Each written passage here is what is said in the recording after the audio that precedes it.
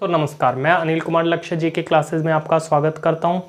जैसा कि मैंने पिछले वीडियो में कहा था कि हम फिजिकल ज्योग्राफी यानी कि भारत का भूगोल यानी भूगोल हम शुरू करने वाले हैं और उसी के तहत हम आज जो शुरू करेंगे वो physical geography of India start करेंगे। मैं हमेशा क्लास स्टार्ट करने से पहले कहता हूँ कि ये जो क्लास है ये यूपीएससी के लिए, पीसीएस के लिए, स्पेशली फॉर एचसीएस के लिए, एसएससी, एनटीपीसी और इस प्रकार के जितने भी कम्पिटिटिव एग्जाम्स हैं उनके लिए बहुत ज़्यादा यूजफुल क्लास है। और क्लास स्टार्ट करने से पहले फिर मैं आपसे एक अपील करता हूं कि आपका एक लाइक, एक कमेंट, एक शेयर हमें मोटिवेशन देता है कुछ बेहतर करने का। ठीक है जी, तो इसलिए मेरी आपसे इल्तिजा है कि आपसे एक रिक्वेस्ट है कि आप कम से कम अगर ये वीडियो आपको पसंद आता है तो एटलीस्ट 4 एजुकेशनल ग्रुप्स में ज़रूर शेयर करें। ठीक है जी, ये एक आपका सहयोग होगा उन लोगों के लिए जो किसी कारणवश से ऑफलाइन क्लासेस में नहीं आ सकते या जो किसी कारणवश से मतलब फीस नहीं दे सकते। तो इक्वल प्लेटफॉर्म के लिए हम ये सब कुछ कर रहे हैं। ठीक है, आपका एक लाइक, एक कमेंट, शेयर उनके लिए सहायता प्रदान करेगा। तो इसी के साथ में अब अपना काम शुरू करते हैं, यानी कि हम अपना लेक्चर शुरू करते हैं। आज जो हम करेंगे ज्योग्राफी एक नया सेक्शन हम स्टार्ट कर रहे हैं। ज्योग्राफी को हम 3 पार्ट्स में डिवाइड कर सकते हैं, physical geography, world geography, Indian geography. Physical geography जिसको हिंदी में कहा जाता है भौतिक भूगोल।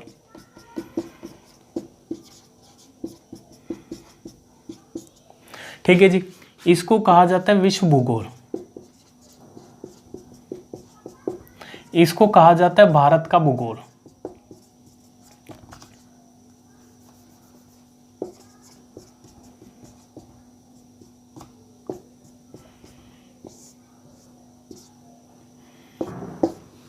ज्योग्राफी को हम 3 पार्ट्स में डिवाइड कर सकते हैं, physical geography, world geography, Indian geography. 3 parts में हम डिवाइड कर सकते हैं। देखिए, मैं हमेशा कहता हूं कि कोई भी जो चीज होती है उसमें 2 चीज होते हैं, एक तो कंसेप्ट होते हैं और एक फैक्ट होता है। और जो ज्योग्राफी है, ज्योग्राफी की एक सबसे बड़ी क्वालिटी क्या है कि ज्योग्राफी में आपको लिखना नहीं है। ठीक है, रट्टा नहीं मारना।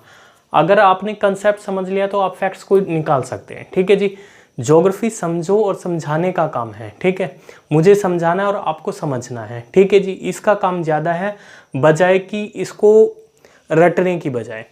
तो सबसे बेसिक चीज़ ज्योग्राफी की ये चीज़ है। दूसरी चीज़ क्या है, ज्योग्राफी में जो एक इशू रहा है ज़्यादातर, हालांकि वो इशू होता नहीं है जीएस में कि सर आप हिंदी में ज़्यादा करते हैं। इसमें हिंदी और इंग्लिश का चक्कर नहीं है, टर्म्स जो हैं वो मैं आपको दोनों में बताऊंगा। जैसा कि आज हम जो टॉपिक स्टार्ट करेंगे वो करेंगे अक्षांश एवं देशांतर।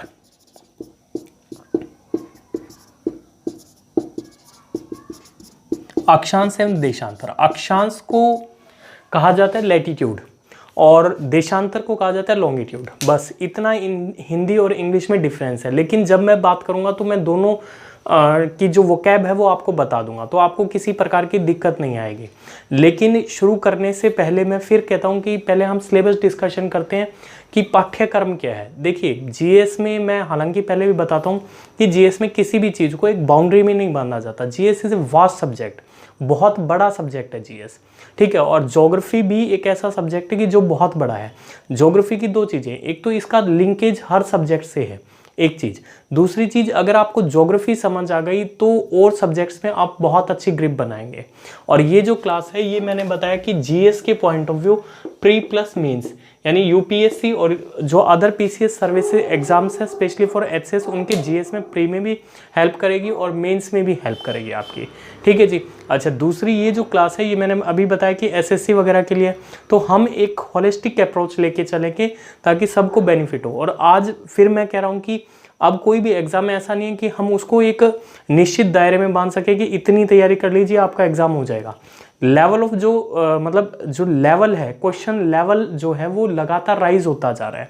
ठीक है जी, तो आप इसको ऐसा मत समझिए कि ये सिर्फ यूपीएससी के लिए या जो पीसीएस एग्जाम्स है उनके लिए, ये एसएससी के लिए भी उतनी ही इंपॉर्टेंट क्लास है और जो इस लेवल के एग्जाम्स है उन सब के लिए उतनी ही इंपॉर्टेंट क्लास है। ठीक है जी, उससे पहले कि हम स्टार्ट करें, मैंने जैसे कि पहले बताया जो फिजिकल ज्योग्राफी है वो कंसेप्ट बेस्ड होगा। अगर आपने फिजिकल ज्योग्राफी को पकड़ लिया, फिजिकल ज्योग्राफी के कंसेप्ट सीख लिए, तो आपको वर्ल्ड ज्योग्राफी पे और इंडियन ज्योग्राफी को पे ग्रिप बनाने में बहुत ज़्यादा आसानी होगी। एक चीज़। दूसरी चीज़, आपको सीखने के लिए, ज्योग्राफी सीखने के लिए कुछ चीज़ों की ज़रूरत है। एक तो ज्योग्राफी सीखने के लिए आपको एटलस चाहिएगी, ठीक है। एटलस बहुत सारी आती है मार्केट में, लेकिन मैं आपको 2 एटलस स्पेशली रिकमेंडेशन कर सकता हूँ। ओरिएंट ब्लैक स्वेन, वो एटलस सबसे बेस्ट है। ऑक्सफोर्ड की जो स्कूल एटलस है वो बढ़िया है, स्टूडेंट एटलस नहीं, स्कूल एटलस है, वो आपको खरीदनी है। और जो एटलस है वो आपको इंग्लिश मीडियम में खरीदनी है। एक चीज़ तो ये, क्योंकि ज्योग्राफी जो है 50% जो काम है ज्योग्राफी में वो मैपिंग का है। अगर आपको मैपिंग आ गई तो आप एसएससी में क्वेश्चंस बहुत ज़्यादा ठीक कर सकते हो, यूपीएससी में और पीसीएस एग्जाम से इनमें आप बहुत ज़्यादा क्वेश्चंस ठीक कर सकते हैं, ठीक है जी। तो पहले हम फिजिकल ज्योग्राफी करेंगे, साथ में मैपिंग को भी लेके चलेंगे। अभी मैं मैपिंग नहीं लूँगा, कुछ टॉपिक हो जाने दीजिए, फिर हम वर्ल्ड लेवल के। अच्छा, पहले क्या होता था कि जो ज़्यादातर जो क्वेश्चंस पूछे जाते थे फिजिकल ज्योग्राफी से और इंडियन ज्योग्राफी से पूछे जाते थे। अगर 10 क्वेश्चंस का रेशो रहा है तो 3 क्वेश्चन आपके यहाँ से पूछे जाएंगे, 6 क्वेश्चन यहाँ से पूछे जाते थे, 1 क्वेश्चन यहाँ से पूछा जाता था। लेकिन अब कोई है नहीं, फिलहाल जो ट्रेंड चल रहा है वर्ल्ड ज्योग्राफी में मैपिंग में से बहुत क्वेश्चन पूछे जा रहे हैं। तो आपको इन चीज़ों का ध्यान रखना है कि किससे कहाँ से क्या पूछा जा रहा है, ठीक है। एक बार हम सिलेबस को थोड़ा सा देख लेते हैं, फिर उसके बाद हम अपने पहले टॉपिक पे आएंगे जिसका नाम है longitude and the latitude. This topic is very important for all competitive exams, ठीक है। हर कम्पिटिटिव एग्जाम्स में से जनरली क्वेश्चन लॉन्गिट्यूड लैटिट्यूड में से देखने को मिलते हैं, और सबसे आसान टॉपिक माना जाता है लॉन्गिट्यूड और लैटिट्यूड को, ठीक है। तो पहले सिलेबस डिस्कस कर लेते हैं। ये फिजिकल ज्योग्राफी का सिलेबस है। फिर हम वर्ल्ड और इंडियन ज्योग्राफी का, देखिए वर्ल्ड और इंडियन ज्योग्राफी में टॉपिक सेम रहते हैं। डेमोग्राफी है तो वो वर्ल्ड के कंटेक्स्ट में पढ़नी है, इंडियन ज्योग्राफी के कंटेक्स्ट में पढ़नी है, ठीक है जी। माउंटेन्स है, वर्ल्ड ज्योग्राफी के कंटेक्स्ट में हम मेन माउंटेन्स देखेंगे, इंडियन ज्योग्राफी के इसी तरीके से पीक्स है, इसी प्रकार से पास है, ये सारी चीज़ें हम इसी पॉइंट ऑफ व्यू देखेंगे। ट्राइब्स हैं, मेन ट्राइब्स जो हैं वो वर्ल्ड ज्योग्राफी के कंटेक्स्ट में क्या है, इंडियन ज्योग्राफी के कंटेक्स्ट में क्या है। मैपिंग आप पे को ग्रिप करनी है, तो ये सारी चीज़ें कहीं ना कहीं इंपॉर्टेंट है। तो अब हम बात करते हैं कि सिलेबस क्या है, इसके बारे में हम डिस्कस करते हैं। स्ट्रक्चर ऑफ द अर्थ, पृथ्वी की आंतरिक संरचना, ये बहुत ही इंपॉर्टेंट टॉपिक है, ठीक है। उसके अलावा रॉक्स, ये सब फिजिकल ज्योग्राफी के टॉपिक्स है। रॉक्स जिसको चट्टानें कहा जाता है, प्लेट टेक्टोनिक सिद्धांत, प्लेट विवर्तन के सिद्धांत, काफ़ी इंपॉर्टेंट प्रिंसिपल है। ये लगभग पेपर में पूछा जाता है, कई बार लिखने के लिए भी दिया जाता है for the mains point of view. इसी प्रकार से अर्थक्वेक्स, भूकंप, ये टॉपिक इंपॉर्टेंट है। वोल्केनोज, ज्वालामुखी, काफ़ी इंपॉर्टेंट टॉपिक है। उसके अलावा वर्क ऑफ विंड, हवा का कार्य, ग्लेशियर, हिमनद, कास्ट टोपोग्राफी, ये इंपॉर्टेंट है। आइसोस्टेसी, भूसंतुलन जिसको कहा जाता है, ये टॉपिक हमें देखना है। उसके अलावा अर्थ मूवमेंट, पृथ्वी की हलचल, ये वोल्केनो और अर्थक्वेक का एक तरीके से बेस है। और structure of the composition of earth, पृथ्वी की संरचना, पृथ्वी की आंतरिक संरचना, यहाँ पृथ्वी की संरचना यानी कि कितनी परतें हैं, क्रस्ट, मेंटल, कोर, ये सारी चीज़ें हमने देखनी है। इसी प्रकार से आइसोलेशन, ताप परिवर्तन, ये। उसके अलावा ऊष्मा बजट, ये भी काफ़ी इंपॉर्टेंट टॉपिक है for the mains point of view और prelims point of view. Major climatic regions, ये इंपॉर्टेंट है। विंड सर्कुलेशंस या प्रेशर बेल्ट कहा जाए, पवन परिसंचरण या दबाव पेटी, ये काफ़ी इंपॉर्टेंट टॉपिक है। तो ये काफ़ी इंपॉर्टेंट है। अभी और टॉपिक हम देखेंगे कि कौन कौन से इंपॉर्टेंट है और क्या इंपॉर्टेंट है। अगला जो है relief features of the oceans, यानी महासागरों के उच्चावच, इसके बारे में हम पढ़ेंगे। सैलिनिटी यानी लवणता, ठीक है। नेक्स्ट टॉपिक है टाइड्स, बहुत इंपॉर्टेंट टॉपिक है। ओशन करंट्स, महासागरीय धाराएं, इसके बारे में हम पढ़ेंगे। ओशन डिपॉजिट्स, इनके बारे में हमें पढ़ना है, ठीक है। ये सारे फिजिकल ज्योग्राफी के टॉपिक्स हैं। उसके अलावा formation of coral reefs and atolls प्रवाल भित्तियाँ एवं उसकी संरचना के बारे में पढ़ेंगे, काफ़ी अच्छा टॉपिक माना जाता है। Primary, secondary and the tertiary activity, प्राथमिक, द्वितीयक और तृतीयक गतिविधियों से संबंधित बातें हम पढ़ेंगे। उसके अलावा पॉपुलेशन डेंसिटी, डिस्ट्रीब्यूशन, ग्रोथ, इसके बारे में। और ये जो टॉपिक है ये विश्व और भारत दोनों के संदर्भ में हमें पढ़ना है। तो मैंने अभी बताया कि कुछ थोड़ा बहुत डिफरेंस हो सकता है लेकिन ज़्यादा डिफरेंस है नहीं, ठीक है। उसके अलावा natural resources and the distribution, प्राकृतिक संसाधन एवं उनका वितरण, कंसेप्ट हम फिजिकल ज्योग्राफी में पढ़ेंगे। फिर उसके फैक्ट्स या फिर वर्ल्ड के कंटेक्स्ट में हम देखेंगे और इंडियन कंटेक्स्ट में हम देखेंगे। तो ये सारी चीज़ें हमने देखनी है। उसके अलावा एग्रीकल्चर एंड इट्स टेंडेंसीज, कृषि एवं उसकी बदलती प्रवृत्तियाँ, इसके बारे में हमें पढ़ना है। उसके अलावा एग्रीकल्चर डेवलपमेंट, कृषि का विकास, उसके अलावा ट्रांसपोर्ट, कम्युनिकेशन, परिवहन तंत्र, इनके बारे में हमें पढ़ना है। तो ये जो टॉपिक हैं ये फिजिकल ज्योग्राफी है। हालांकि मैं फिर कह रहा हूँ कि सिलेबस को ये तो एक मैंने ओवरव्यू दिया है, लेकिन अगर आप देखें तो इसको मतलब ये आप पूरा कंप्लीट सिलेबस मत मानिए, क्योंकि सिलेबस नहीं है कोई भी ज्योग्राफी का मतलब, और बहुत सारे सब्जेक्ट से लिंकेज हैं। तो कई चीज़ें हमें इकोनॉमिक्स में डिस्कशन करनी पड़ेंगी, कुछ चीज़ें ज्योग्राफी में, कुछ हिस्ट्री में भी हमने डिस्कशन करनी है। ठीक है, तो इंटरलिंकेज होती है जीएस में, एक सब्जेक्ट को आप अलग से पर्टिकुलरली दायरे में नहीं बांध सकते। तो ये एक ओवरव्यू है, इसमें कुछ टॉपिक्स और भी ऐड होंगे, तो वो हम जब करेंगे तो उसमें हम ऐड कर लेंगे।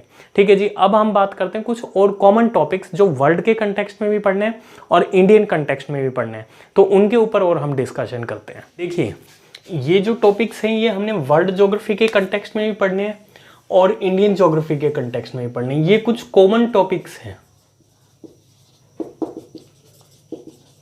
ठीक है जी, जैसे demography, relief, plateau, hill, vegetation, river, lakes, climate, tribes, deserts, ये सारे टॉपिक्स हमने पढ़ना है। उसके अलावा ट्रांसपोर्ट, मिनरल्स, पास यानी कि दर्रे, ठीक है, खनिज लवण, संचार व्यवस्था, कम्युनिकेशन यानी कि संचार व्यवस्था या यातायात के साधन, ठीक है, ट्रांसपोर्ट, डेजर्ट, ट्राइब्स, जनजातियां हमने पढ़नी है, जलवायु हमने पढ़नी है, झीलें पढ़नी है, नदियां पढ़नी है, वनस्पति पढ़नी है, पहाड़ियां पढ़नी है, प्लेटू, ठीक है, पठार पढ़ने हैं, डेमोग्राफी, वहाँ का जो संरचना है, जनसंख्या की संरचना है वो कैसी है, तो ये सारी चीज़ें हमने कहीं ना कहीं पढ़नी है। ठीक है, अब बात आ जाती है सोर्सेज के ऊपर कि कौन कौन से सोर्सेज हैं।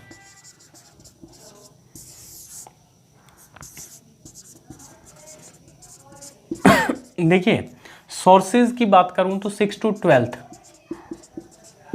एनसीईआरटी, ठीक है, ये पढ़नी है। ओल्ड प्लस न्यू ये देखनी है। उसके अलावा अगर आप चाहो तो महेश बर्णवाल ये पढ़ सकते हो। ये एक्चुअली इनका सबका कंपाइलेशन है। ठीक है जी, तो इनको पढ़ लो या इनको पढ़ लो, तो कुछ चीज़ें इसमें एक्स्ट्रा दी हुई है, तो आप इनमें से कोई भी एक देख सकते हैं। उसके अलावा इंग्लिश मीडियम में तो जेसी लियोंग, ये काफ़ी इंपॉर्टेंट बुक है। ठीक है, ये फिजिकल ज्योग्राफी से रिलेटिवली कंसेप्ट्स बहुत अच्छे दिए हुए हैं, तो ये पढ़ सकते हो। लेकिन फिर भी मैं इसको ये कहता हूँ कि आप पहले क्लासेस लगाइए, नोट्स बनाइए प्रॉपर। ठीक है, जो मैं आपको बता रहा हूँ वो कर लीजिए, मोर देन एनफ है। ये सारी चीज़ें हम कवर करेंगे। हो सकता है जेसी लियोंग पूरी की पूरी हम डिस्कस करें। ठीक है, एक अलग से आगे वीडियो बनाए, वो जब टाइम मिलेगा तो हम ज़रूर करेंगे इस चीज़ को। तो ये सारी चीज़ें हैं, और फिर भी मैं बता रहा हूँ कि और प्लस एटलस, ठीक है, मैपिंग बहुत ज़्यादा ज़रूरी है। अगर आपने मैपिंग पे कमांड है तो आप 70 से 80% क्वेश्चंस आप निकाल सकते हैं। ठीक है जी, तो ये सारा था, ये सारा आज सिलेबस हमने डिस्कशन किया कि किस प्रकार से। अब हम अपना टॉपिक डिस्कस करेंगे, जो आज सबसे पहला टॉपिक है, वो है longitude and the latitude. Longitude latitude, इसको हिंदी में बोलते हैं अक्षांश एवं देशांतर। लॉन्गिट्यूड लैटिट्यूड को बोलेंगे देशांतर और इसको बोलेंगे अक्षांश। ठीक है जी, इसको समझने से पहले जो टॉपिक हम कर रहे थे वो था लॉन्गिट्यूड लैटिट्यूड, जिसको हिंदी में हम अक्षांश एवं देशांतर कहते हैं। इसको समझने से पहले हमें ये समझना पड़ेगा कि ज्योग्राफी क्या है, what is the definition of the geography. Geography, अगर मैं ज्योग्राफी की बात करूं तो ज्योग्राफी को हम दो वर्ड्स में ब्रेक कर सकते हैं। जियो मतलब ग्राफी, और इसको हिंदी में कहा जाता है भूगोल। अगर जियो का मतलब यानी कि भू, भू अर्थात पृथ्वी, और ग्राफी का मतलब अध्ययन, यानी कि भू का अध्ययन यानी पृथ्वी का अध्ययन, अध्ययन भूगोल कहलाती है, भूगोल कहलाती है। ठीक है जी, अगर इंग्लिश में बात करूं तो इंग्लिश का भी, अगर इसको इंग्लिश में ही ब्रेक करते हैं तो भी इसका अर्थ यही निकलेगा। जियो का मतलब अर्थ, और ग्राफी का मतलब टू स्टडी, अर्थात टू स्टडी अबाउट द अर्थ।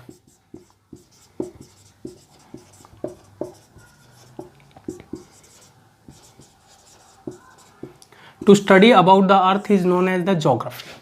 ठीक है, पृथ्वी का अध्ययन भूगोल कहलाता है। ठीक है, और to study about the earth is, क्यों, जियो का अर्थ अर्थ, ग्राफी का अर्थ टू स्टडी, दोनों को हम कंबाइन करते हैं तो to study about the earth is known as the geography. ठीक है जी, अब बात करते हैं कि ज्योग्राफी को रिप्रेजेंट कैसे किया जा सकता है, निरूपण कैसे किया जा सकता है ज्योग्राफी का, ज्योग्राफी को रिप्रेजेंट कैसे किया जा सकता है। पृथ्वी को कैसे निरूपित किया जा सकता है, तो पृथ्वी को निरूपित करने का या रिप्रेजेंट करने का एक तरीका है, वो है ग्लोब। ग्लोब, ठीक है, इसको मैं ये कह सकता हूं कि ये एग्जैक्ट फोटोकॉपी है। फोटोकॉपी किसकी है, पृथ्वी की। ठीक है, ये इसकी कॉपी है, तो इस तरीके से ये रिप्रेजेंट किया जा सकता है। अब बात करते हैं कि आप मान लीजिए ये ग्लोब है,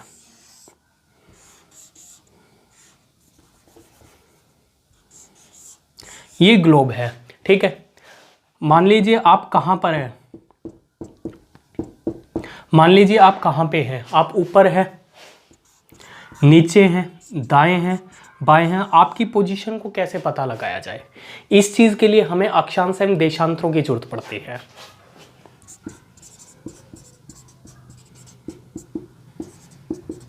यानी कि सीधी सी बात है, पृथ्वी पर आपकी पोजीशन क्या है, दिशा क्या है, आप कौन सी दिशा में, इसके लिए हमें अक्षांश एवं देशांतरों की जरूरत पड़ती है। अक्षांश जिसको इंग्लिश में क्या कहा जाता है, लैटिट्यूड,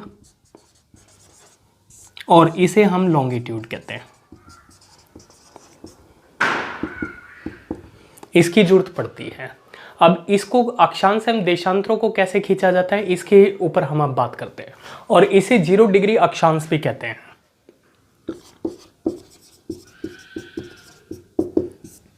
अब हम क्या करते हैं कि पृथ्वी के केंद्र से, मान लीजिए ये पृथ्वी है, ठीक है, ये भूमध्य रेखा है, ये इसका केंद्र है, इससे कोणीय डिस्टेंस, एंगुलर डिस्टेंस मेजर करते हैं। तो वो किस तरीके से मेजर करेंगे, मान लीजिए मुझे इस पॉइंट से, यानी पृथ्वी के केंद्र से इस पॉइंट तक दूरी निकालनी है, कोणीय दूरी निकालनी है, तो वो हम कैसे निकालेंगे, इस तरीके से। तो ये लगा लीजिए कि अर्थ है, और ये अर्थ का जो सेंटर है यहाँ से, अब इससे ये मान लीजिए ये 1 डिग्री, ये 2 डिग्री, ये 3 डिग्री, ये 4 डिग्री, इस प्रकार से ये 90 डिग्री। इस तरीके से हम ये जो पृथ्वी के केंद्र से दूरी मेजर करते हैं वो अक्षांश कहे जाते हैं।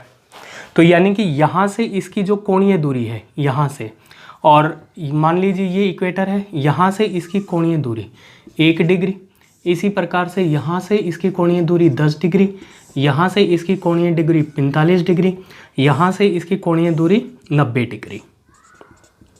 ठीक है, तो ये जो चीज़ है 1 degree, 2 degree, 3 degree, 2 degree, 3 degree, इस प्रकार से ये 90 डिग्री। तो ये जो कोणीय दूरी है इसे हम अक्षांश कहेंगे, इसे हम लैटिट्यूड कहेंगे। तो यानी कि अक्षांश क्या होंगे,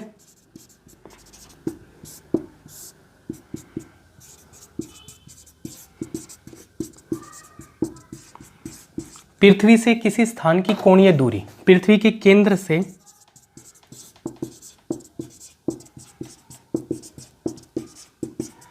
किसी स्थान की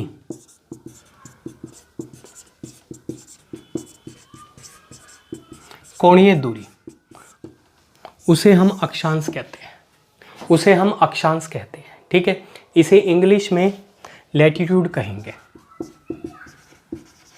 और दूसरी चीज, इंग्लिश में अगर इसको कहूं तो angular distance,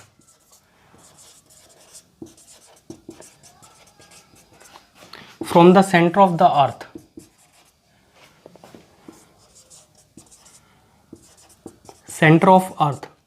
to that point,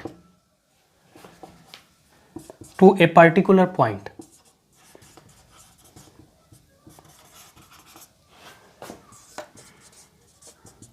is known as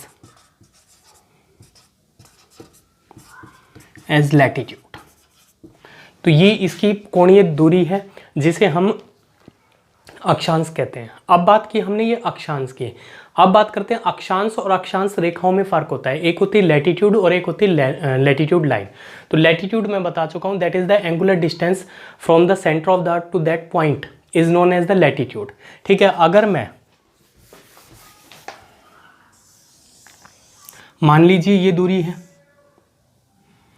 ये इसका एंगुलर डिस्टेंस है, ये क्या हो गया, ये इसकी अक्षांश हो गया, यानी कि सपोज 1 डिग्री है। अब इसी प्रकार से ये इसकी कोणीय दूरी है 1 डिग्री, इन दोनों को मैं मिला दूं तो भूमध्य रेखा की बिल्कुल समानांतर एक लाइन दिखाई देगी जिसे हम अक्षांश रेखा कहते हैं। इस प्रकार से इन कोणीय दूरियों को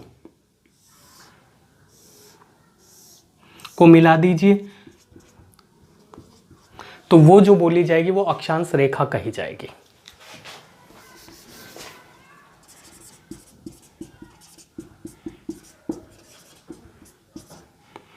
अक्षांश रेखा क्या होती है, तो यानी कि ये लैटिट्यूड लाइन है,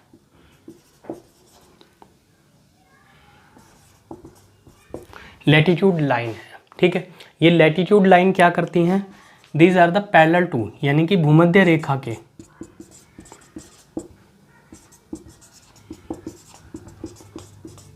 के समानांतर रेखाओं को अक्षांश रेखा कहा जाता है।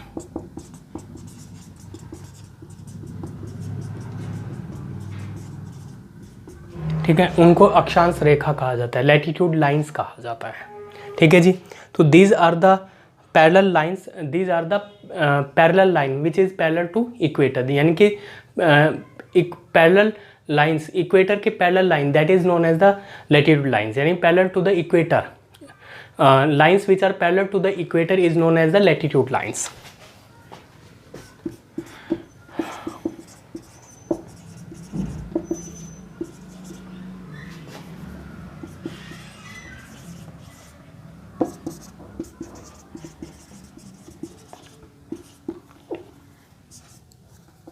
Equator is known as latitude. तो ये लैटिट्यूड कही जाती है, लैटिट्यूड लाइंस, सॉरी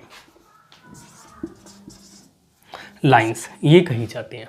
अब बात ये है कि लैटिट्यूड और जो ये लैटिट्यूड लाइंस हैं ये टोटल कितनी होंगी और ये क्या चीज़ दिखाएंगे कि अक्षांश क्या रिप्रेजेंट करते हैं और अक्षांश रेखाएं क्या रिप्रेजेंट करती हैं, यानी कि लैटिट्यूड क्या रिप्रेजेंट करते हैं और लैटिट्यूड लाइंस क्या रिप्रेजेंट करते हैं। यानी अक्षांश और अक्षांश रेखाएं, अक्षांश यानी कि ये लैटिट्यूड और ये लैटिट्यूड लाइंस, ये चीज है। तो अक्षांश क्या होते हैं, this is the angular distance, कोणात्मक दूरी को हम अक्षांश कहा जा सकता है। पैरेलल लाइंस को यानी कि समानांतर रेखाओं को, इसके भूमध्य रेखा के, ठीक है, उसे ये कहा जा सकता है। अब बात करते हैं कुल टोटल कितनी है, ये डेफिनेशन होगी कुल कितनी है। देखिए सपोज ये चीज है,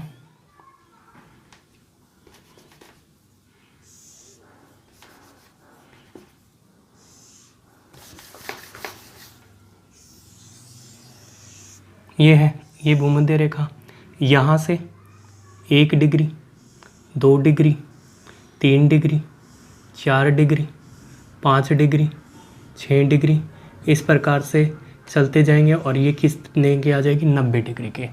अब तो यानी कि ये यहाँ तक और इनको मिला दीजिए, एक इन कोणीय दूरियों को मिला दीजिए, 2 3 4 5 इस प्रकार से यहाँ तक जब जाएंगे, ये 0 डिग्री अक्षांश है।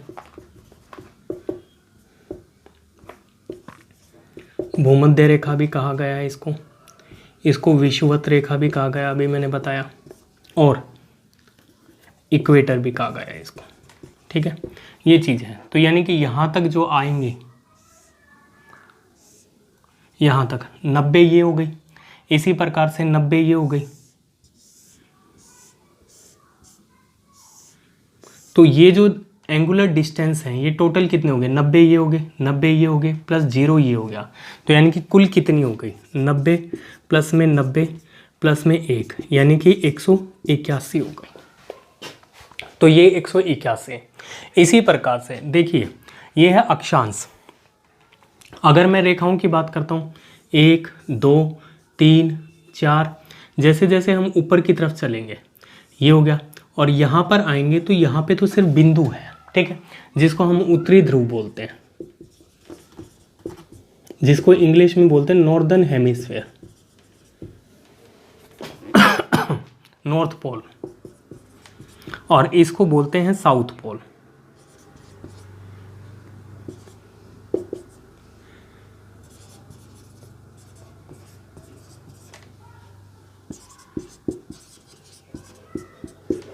ये दक्षिणी ध्रुव है, ये उत्तरी ध्रुव है, तो 90 ये प्लस 90 ये, लेकिन यहाँ पर आते आते कोई रेखा नहीं है, ये सिर्फ एक बिंदु है।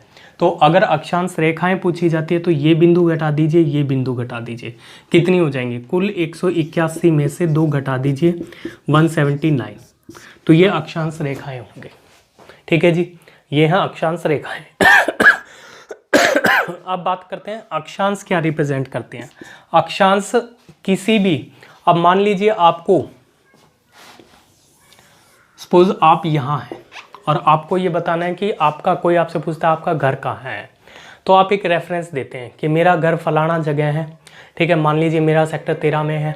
सेक्टर 13 कहाँ है, डाबड़ा चौक पे पड़ता है, ठीक है, तो मैंने रेफरेंस दिया कि सेक्टर 13 डाबड़ा चौक पे यहाँ इतना नंबर है, तो ये सारी चीज़ है, ठीक है जी। इसी प्रकार से अक्षांश क्या करते हैं, अक्षांश मैंने बताया कि किसी जगह की लोकेशन को बताती हैं, ठीक है, कि ये स्थित कहाँ है, यानी उसकी स्थिति को दिखाती है कि किसी जगह, कोई जगह कहाँ पर स्थित है, ठीक है, उसके लिए हमें अक्षांश की जरूरत पड़ती है। मान लीजिए भारत की बात करता हूँ, यानी कि ये लोकेशन को दिखाती है, यानी स्थिति, ये चीज़ है। जैसे कि भारत की जो स्थिति है वो 8 डिग्री 4 मिनट से लेकर उत्तरी अक्षांश से 37 डिग्री 6 मिनट उत्तरी अक्षांश में है, ठीक है, ये स्थिति है भारत की, 8 डिग्री 4 मिनट से 37 डिग्री 6 मिनट तक, ठीक है। भारत कहाँ पर है, भारत अगर बात की जाए तो भारत यहाँ पे ये 0 डिग्री है, यानी कि उत्तरी ध्रुव में भारत की स्थिति है, ठीक है। तो ये चीज़ शो करती है 8 डिग्री 4 मिनट से 37 डिग्री 6 मिनट के बीच में ये स्थित है, ठीक है जी। ये है, ये क्या करता है, ये जलवायु के बारे में बताता है। अक्षांश रेखाएं जलवायु यानी कि क्लाइमेट के बारे में बताती हैं, तो ये चीज़ है। तो इस प्रकार से ये टोटल कितनी होगी 181, ये कितनी है 179, 179, और ये 8 डिग्री, ये लोकेशन के बारे में बताता है, ये जलवायु के बारे में बताता है, ये भारत की जलवायु कैसी है, ठीक है जी। इसी प्रकार से ये कोणात्मक दूरी होती है, ये समानांतर दूरी होती है। अब बात करते हैं कुछ विशेष अक्षांश रेखाओं के। 0 डिग्री, तो ये टोटल 180, 90 ये plus 0 degree. Special latitude lines, ठीक है जी, ये मैंने बताई है जो पृथ्वी के भू यानी कि पृथ्वी यानी भू के मध्य भाग से पास करे, यानी कि पृथ्वी के मध्य भाग से पास होने वाली रेखा कौन सी होगी, भूमध्य रेखा होगी, और ये कहाँ पर स्थित होती है 0 डिग्री पर, इसीलिए इसको 0 डिग्री लैटिट्यूड भी कहा जाता है।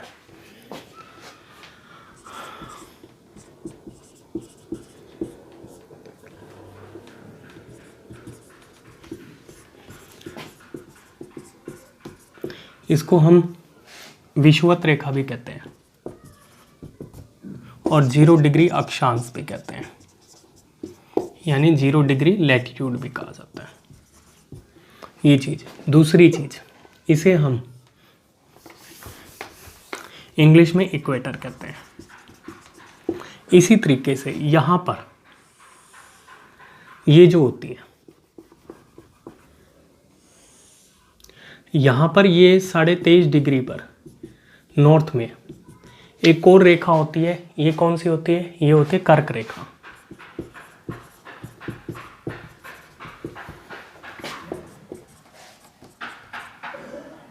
ट्रॉपिक ऑफ कैंसर कहा जाता है इसको।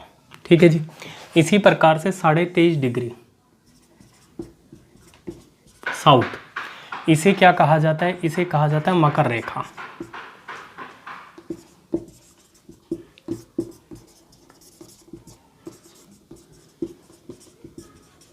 ट्रॉपिक ऑफ कैप्रिकॉर्न कहा जाता है। ठीक है जी।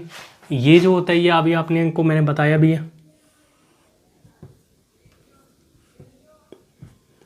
90 डिग्री, इसको बोलते हैं उत्तरी ध्रुव।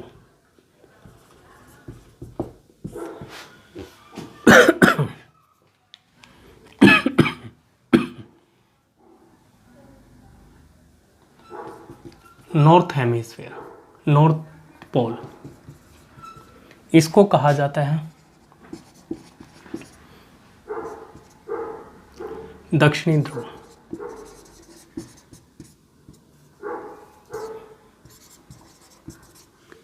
South pole. ठीक है। और अगर मैं 90 में से 23.5 को घटाता हूं, तो 90 में से अगर आप 23.5 को घटाएंगे तो यानी 66.5, तो 66.5 पर इन रेखाओं को, और यहां पे भी 66.5,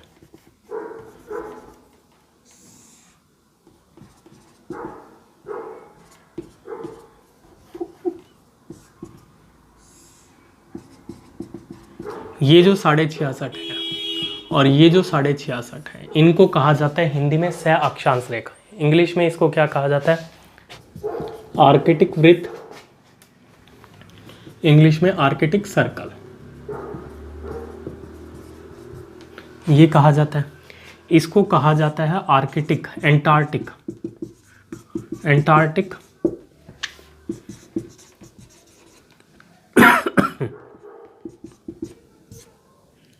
एंटार्क्टिक वृत्त,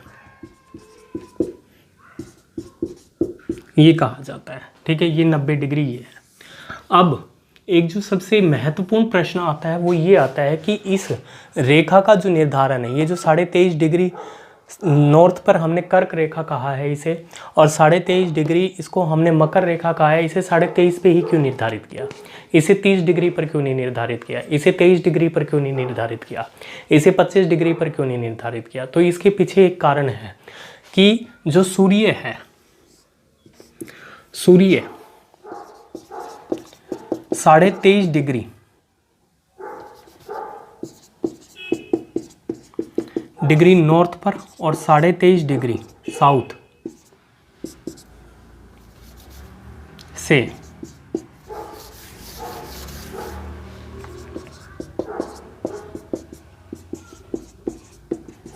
से 23.5 डिग्री साउथ तक, यानी कि कर्क रेखा पर से लेकर, जिसे हमने कर्क रेखा कहा है और जिसे हमने मकर रेखा कहा है,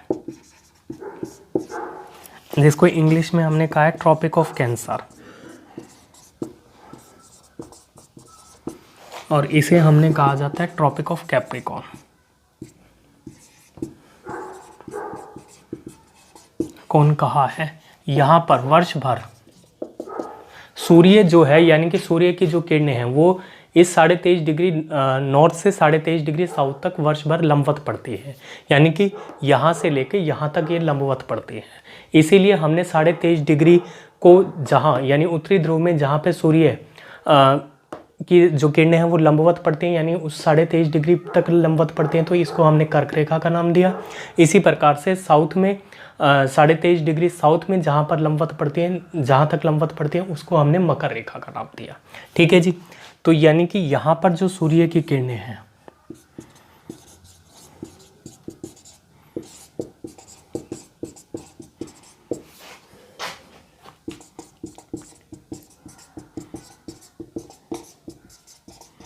लंबवत पड़ती हैं, यानी इस रेंज में, इससे ऊपर जो है 66.5 डिग्री या 90 डिग्री, यहाँ पे इसके बाद जो सूर्य की किरणें हैं वो तिरछी पड़ेंगे, ठीक है जी।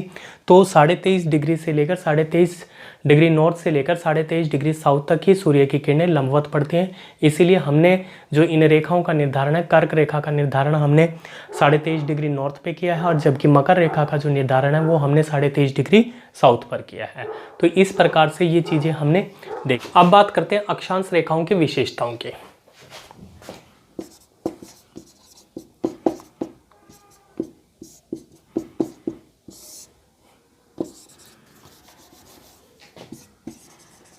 कैरेक्टरिस्टिक्स, या अक्षांश रेखाओं की क्या विशेषताएं होती हैं, देखिए।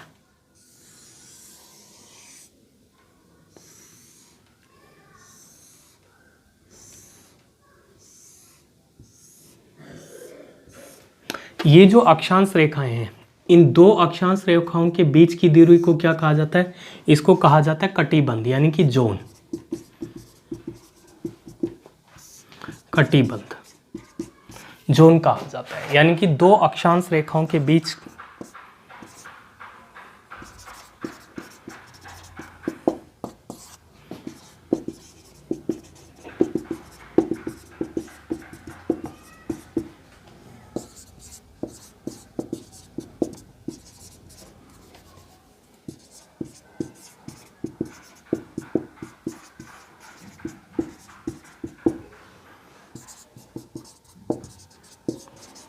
That means the distance between the two latitude line is known as the zone, ठीक है। दो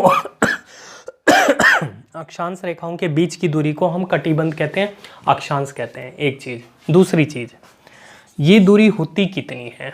इन दो रेखाओं के बीच की दूरी कितनी होती है? दो अक्षांश रेखाओं के बीच की दूरी 111 किलोमीटर होती है, ठीक है। ध्रुवों पर अपवाद है, ध्रुवों पर इसकी जो दूरी है वो कुछ बढ़ जाती है, और वो कितनी हो जाती है? 111.13।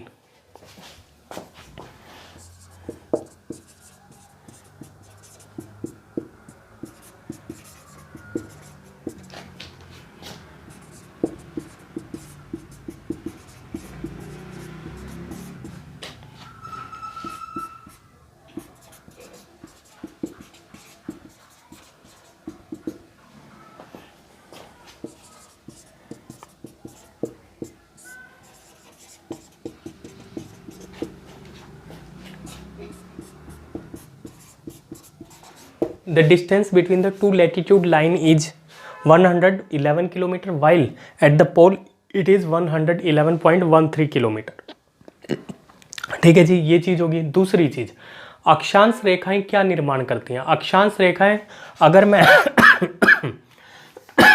बात करता हूं, ये चीज है, मान लीजिए ये रेखा है, ये है, ये असल में रेखा नहीं है, ये वृत्त का निर्माण करते हैं, सर्कल का निर्माण करते हैं, पूर्ण वृत्त का निर्माण करते हैं। ये इस टाइप से, मान लीजिए कोई स्फीयर है, उसको अगर मैं बीच में से काट दूंगा तो वो एक सर्कल बनेगा, जैसे कि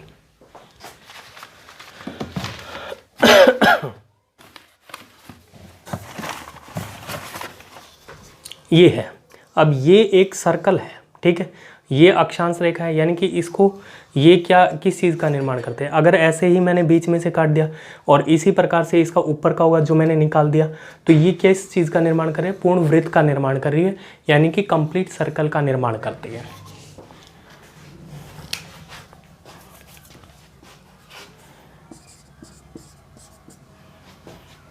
यानी कि कुछ इस टाइप से ये चीज, ये इस तरीके से पूर्ण वृत्त का निर्माण करेगी। इसी प्रकार से ये है, ये इस प्रकार से, इस प्रकार से।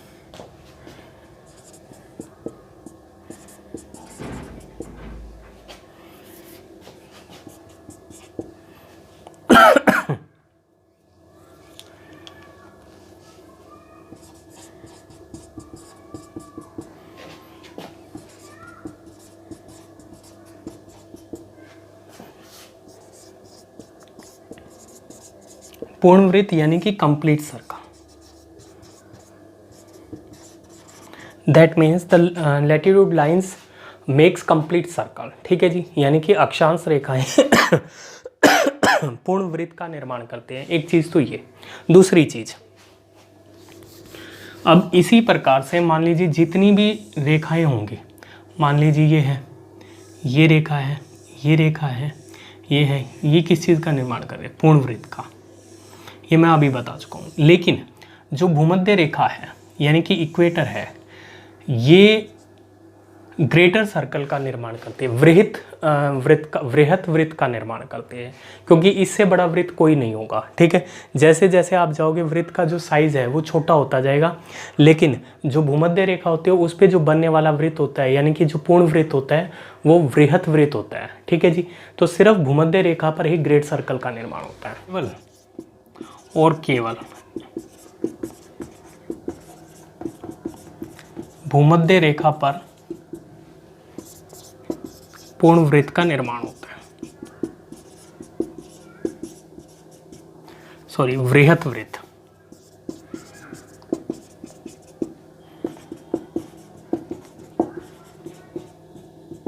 यानी कंप्लीट सर्कल। एक चीज तो ये, ठीक है जी, केवल यहीं पर ही पूर्ण वृत्त का निर्माण होता है। अब बात करते हैं दूसरी।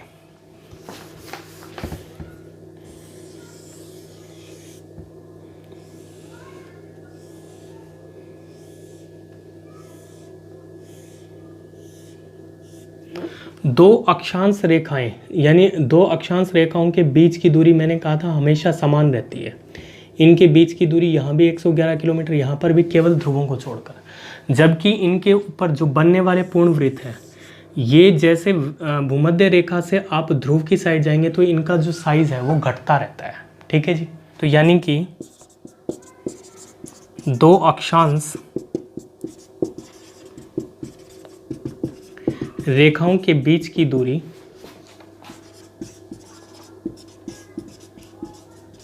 समान होती है।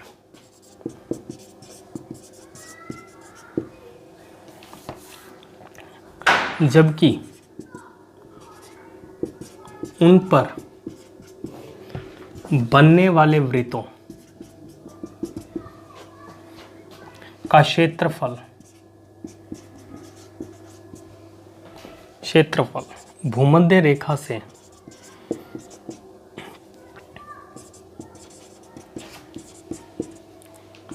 ध्रुवों की ओर जाने पर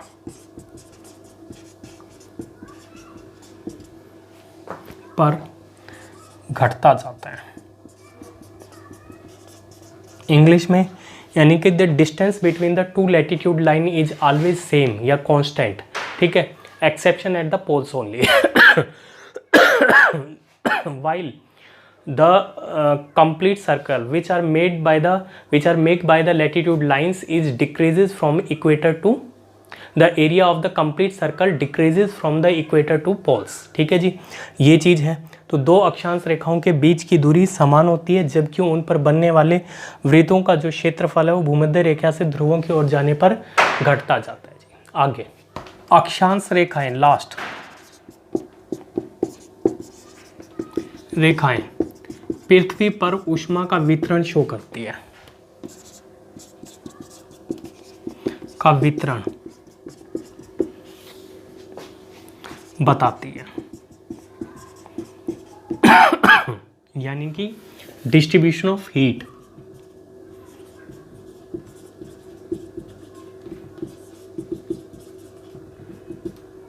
डिस्ट्रीब्यूशन ऑफ द हीट, यानी कि अक्षांश रेखाएं पृथ्वी पर ऊष्मा का वितरण बताती है, डिस्ट्रीब्यूशन ऑफ द हीट ये बताती हैं। जैसे कि ये 30 डिग्री से 30 डिग्री, इसको हम बोलते हैं उष्ण कटिबंध।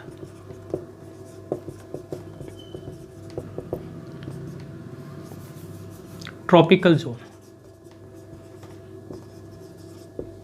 इसको बोलते हैं शीतोष्ण कटिबंध।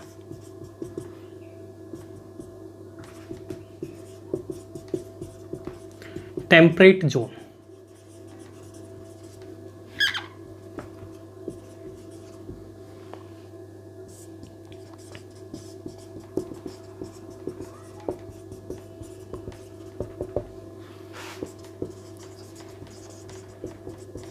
टेम्परेट जोन बोलते हैं इसी प्रकार से इसको बोलते हैं फ्रिजिड जोन, यानी शीत कटिबंध।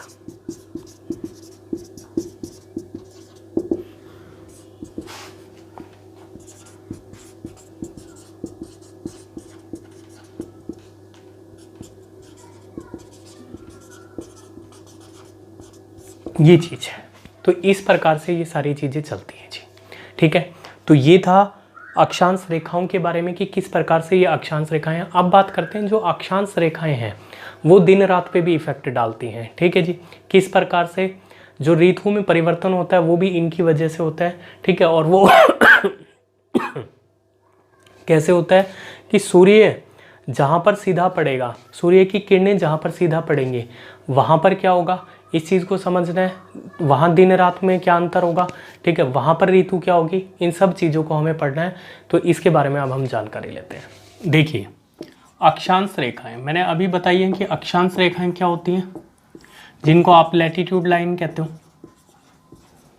ठीक है, ये कैसी लाइनें हैं, ये क्षैतिज लाइनें हैं, यानी कि हॉरिजेंटल लाइन, क्षैतिज रेखाएं हैं।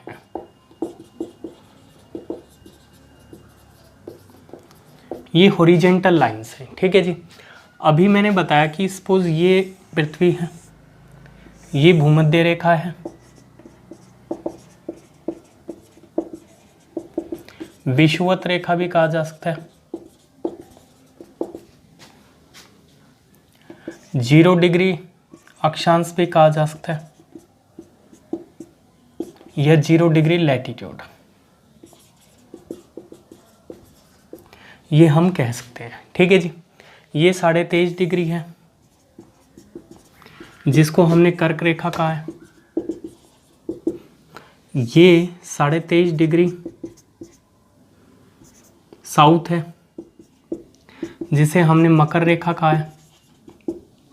अब साल के 2 दिन भूमध्य रेखा पर सूर्य की जो किरणें हैं वो लंबवत पड़ती है, उसके बाद जो सूर्य है उत्तरायण होने लग जाता है और दक्षिणायन होने लग जाता है। ठीक है जी, अब वो 2 दिन कौन से हैं, जब सूरज की किरणें भूमध्य रेखा पर बिल्कुल लंबवत पड़ेंगी, और जब वहाँ पर लंबवत पड़ेंगी तो इसका अर्थ क्या है कि यहाँ पर दिन और रात की स्थिति बराबर होगी, यानी दिन और रात बराबर अवधि के होंगे। दूसरी चीज़, एक जैसी रेखा रहेगी। अब उसको बोलते क्या है ये देखते हैं। और ये स्थिति कब बनती है, ये स्थिति 2 दिन बनती है, एक तो 21 मार्च को और दूसरा 23 सितंबर को, जब सूर्य की रेखा, सूर्य की किरणें लंबवत पड़ती है।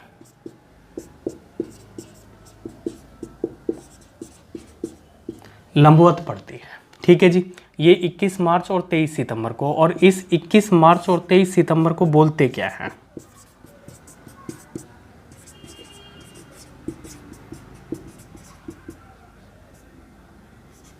इसको बोलते हैं वसंत विषुव, जिसको हम स्प्रिंग इक्विनॉक्स कहते हैं, और इसको बोलते हैं शरत विषुव, ऑटोमन इक्विनॉक्स।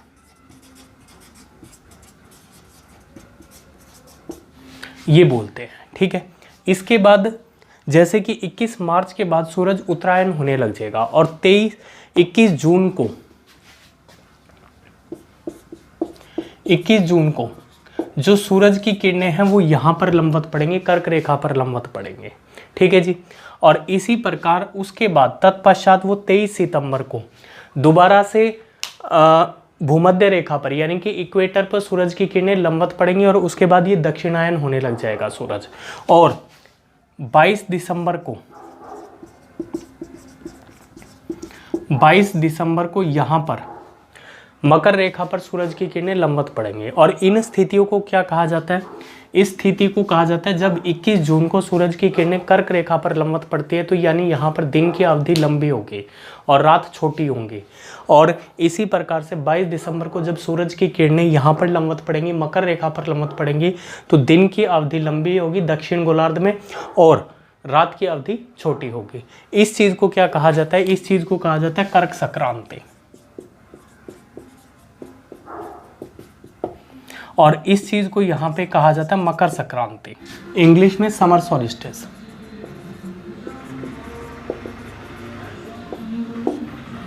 और इसको कहा जाता है विंटर सॉलिस्टिस।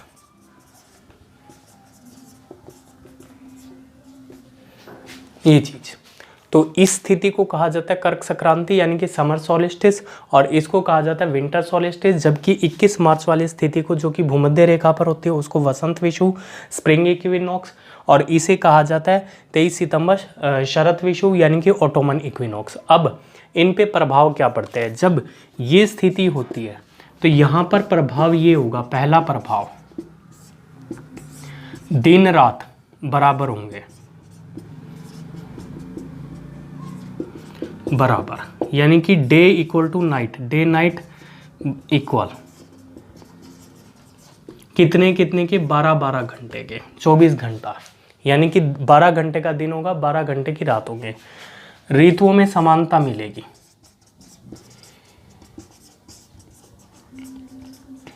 एक जैसी ऋतु मिलेगी, ये इसमें यहाँ देखने को मिलेगा। बात करते हैं 21 जून को क्या स्थिति होगी। 21 जून पर जब कर्क संक्रांति होगी तो उसके क्या प्रभाव पड़ेंगे? 21 जून यानी कि कर्क संक्रांति, समर सॉलिस्टिस,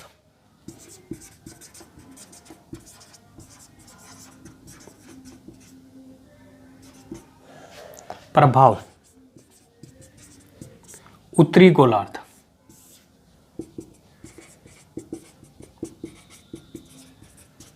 उत्तरी गोलार्ध और दक्षिणी गोलार्ध। उत्तरी गोलार्ध में डे, दिन बड़ा, रात छोटी, दिन लगभग 14 घंटे का होगा और रात 10 घंटे की। दूसरा, ऋतु ग्रीष्म की ऋतु आएगी, ये चीज देखने को मिलेगी। जबकि दक्षिणी गोलार्ध में इसके विपरीत स्थिति, विपरीत यानी कि रात लंबी, दिन छोटा,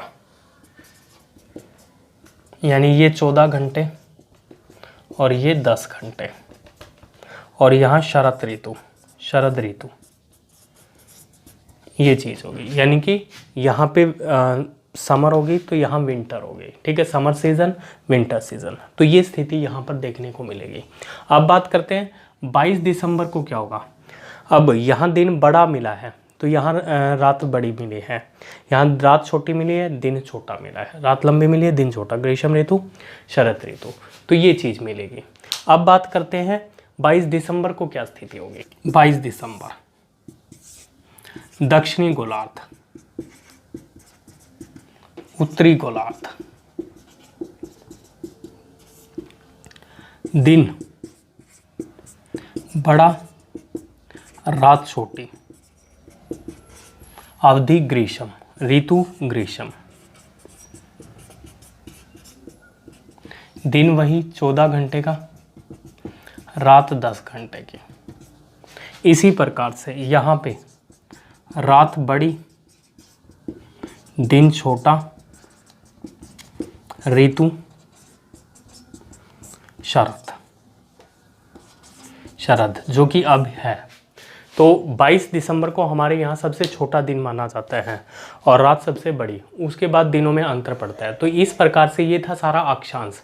तो आशा करता हूँ कि आपको आज जो मैंने लेक्चर दिया है वो समझ आया होगा। मैंने इसमें सिलेबस डिस्कशन किया और जो पहला टॉपिक है उसका एक पार्ट किया अक्षांश, ठीक है। अगले लेक्चर में हम देशांतर करेंगे और फिर आपसे अंतिम यही शब्द हैं कि आपको अगर ये वीडियो पसंद आई हो तो लाइक, कमेंट एंड शेयर जरूर करें और कम से कम एटलीस्ट 4 एजुकेशनल ग्रुप्स में शेयर करें, और ताकि उन लोगों को बेनिफिट मिल सके जो लोग किसी कारणवश से कोचिंग नहीं ले सकते या ऑनलाइन कोचिंग पर डिपेंडेंट है। ये हमारा प्रयास है एक डिजिटल इंडिया को प्रमोट करने का। धन्यवाद।